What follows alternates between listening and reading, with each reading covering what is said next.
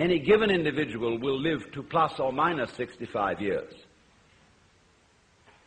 And the range of difference may be very wide indeed, of course.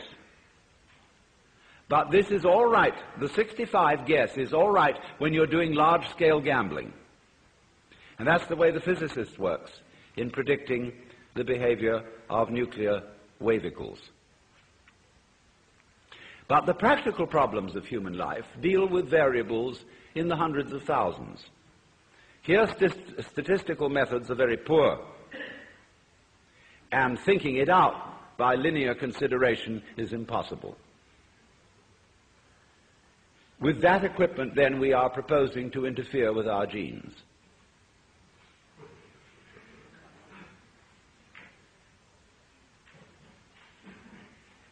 And with that equipment also, be it said, we are trying to solve our political, economic, and social problems.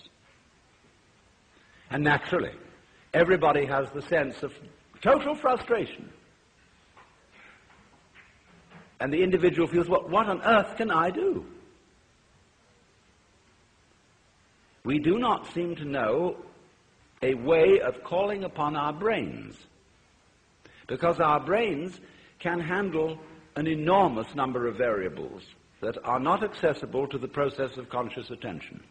Your brain is now handling, or your total nervous system, to be more accurate, your blood chemistry, the secretions from your glands, the behavior of millions of cells. It is doing all that without thinking about it.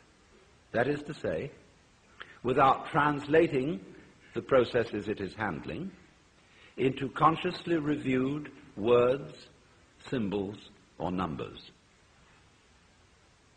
Now, when I use the word thinking, I mean precisely that process, translating what is going on in nature into words, symbols, or numbers. Of course, both words and numbers are kinds of symbols.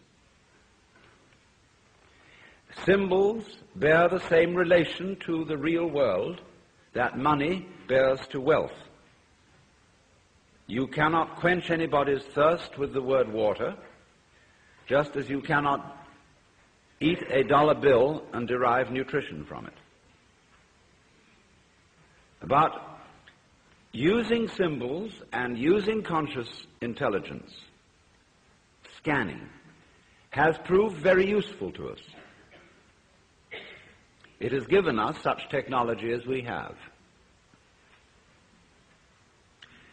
But at the same time, it has proved too much of a good thing. At the same time, we've become so fascinated with it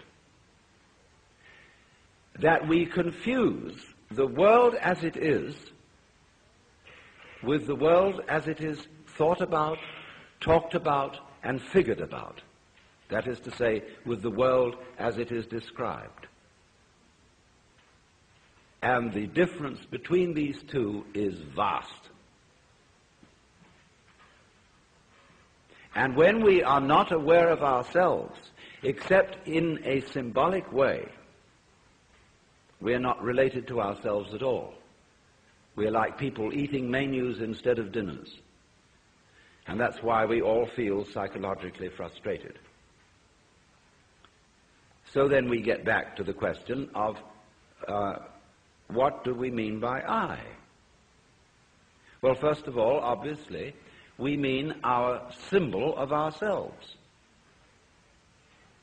Now, ourselves, in this case, is the whole psychophysical organism, conscious and unconscious, plus its environment. That's your real self. Your real self, in other words, is the universe as centered on your organism. That's you. You say, let me just clarify that a little for one reason. What you do is also a doing of your environment. Your behavior is its behavior as much as its behavior is your behavior. It's mutual. We could say it is transactional. You are not a puppet which your environment pushes around. nor is the environment a puppet which you push around. They go together. They act together. In the same way, for example, if I have a wheel, one side of it going down is the same as the other side of it going up. When you handle the steering wheel of a car, are you pulling it or are you pushing it? No, you're doing both, aren't you? When you pull it down this side, you are pushing it up that side. It's all one. So there's a push-pull between organism and environment. We are only rarely aware of this as when, in curious alterations of consciousness, which we call mystical experience, cosmic consciousness, an individual gets the feeling that everything that is happening is his own doing, or the opposite of that feeling, that he isn't doing anything, but that all his doings, his decisions and so forth, are happenings of nature. You can feel it either way. You can describe it in these two completely opposite ways, but you're talking about the same experience. You're talking about experiencing your own activity and the activity of nature as one single process. And you can describe it as if you were omnipotent, like God, or as if it were completely deterministic and you hardly existed at all. But remember, both points of view are right. And we'll see where that gets us. But we don't feel that, do we, ordinarily? What we feel instead is an identification of ourselves with our idea of ourselves. Or I would rather say, with our image of ourselves. And that's the person, or the ego. You play a role. You identify with that role. I play a role. It's called Alan Watts. And I know very well that that's a big act. I can play some other roles besides Alan Watts, if necessary. But I find this one is better for making a living.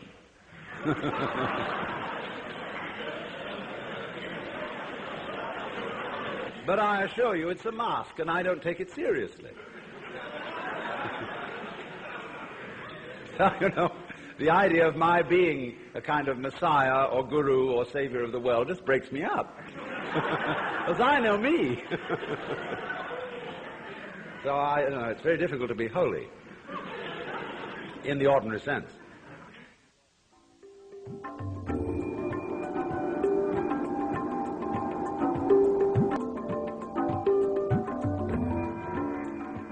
Welcome to another talk from the Alan Watts radio series number 5, Myth and Religion. This is part 2 of the two-part series in which Alan Watts asks the question, is the traditional Western idea of God still intellectually plausible? Recorded in Philadelphia in April of 1971, it's called Not What Should Be, Not What Might Be, But What Is. Here's Alan Watts.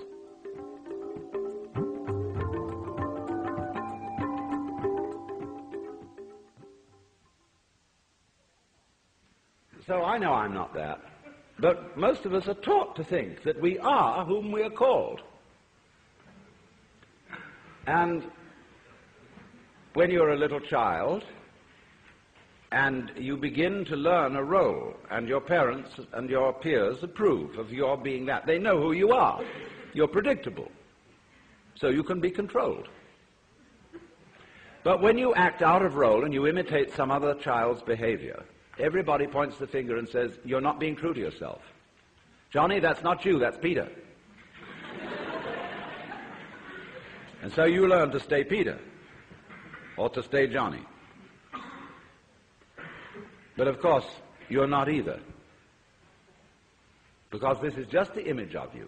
It's as much of you as you can get into your conscious attention, which is precious little.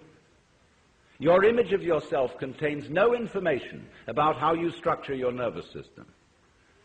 It contains no information about your blood chemistry.